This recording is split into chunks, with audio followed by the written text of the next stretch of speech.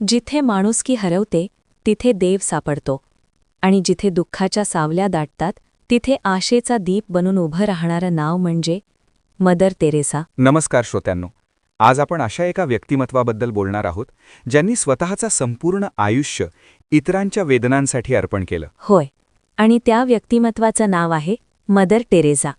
जगभर ज्यांना करुणेची मूर्ती म्हणून ओळखलं जातं. 1910 साल स्कोपजे या छोट्याशा शहरात ॲग्नेस गुंझा बोयाजिऊ यांचा जन्म झाला. साधं कुटुंब, साधं बालपण, पण मन मात्र असामान्य. लहान वयातच वडिलांचं निधन झालं.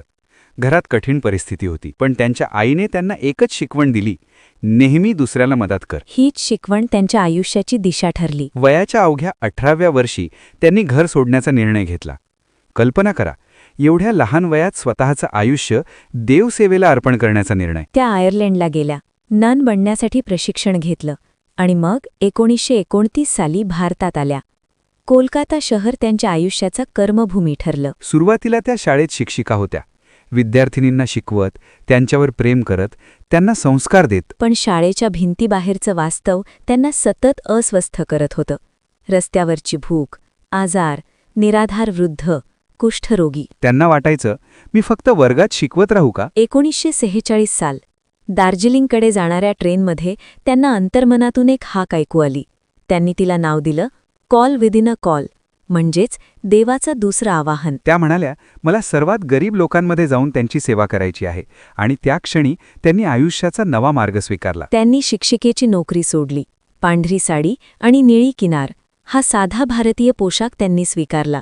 ना पैसा, ना आधार, फक्त विश्वास. 1950 साली त्यांनी मिशनरीज ऑफ चॅरिटी ही संस्था स्थापन केली. उद्दिष्ट एकच: सर्वात गरिबातील गरिबांची सेवा. त्या स्वतः रस्त्यावर जाऊन मरणासन्न अवस्थेत पडलेल्या लोकांना उचलून आणायच्या, त्यांना स्वच्छ करायच्या, औषधं द्यायच्या, अन्न द्यायच्या. कुणीतरी एकदा विचारलं, तुम्ही हे सगळं कशासाठी करता? त्या शांतपणे म्हणाल्या, मी हे प्रेमासाठी करते. एक प्रसंग खूप सुंदर आहे.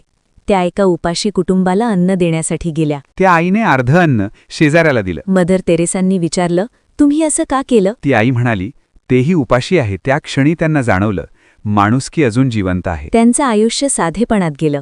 पांढरी साडी, साधं घर, साधं अन्न, पण मन मात्र समुद्रासारखं विशाल. 1979 साली त्यांना नोबेल शांतता पुरस्कार मिळाला. संपूर्ण जगाने त्यांचा गौरव केला. पण त्या म्हणाल्या, हा सन्मान माझा नाही, हा त्या गरिबांचा आहे. पुरस्काराची रक्कमही त्यांनी सेवेसाठी अर्पण केली. त्यांचा एक विचार आजही आपल्याला दिशा देतो: आपण मोठी कामं करू शकत नाही, पण लहान कामं मोठ्या प्रेमाने करू शकतो. त्यांच्या संस्थेचा विस्तार पुढे 100पेक्षा अधिक देशांमध्ये झाला.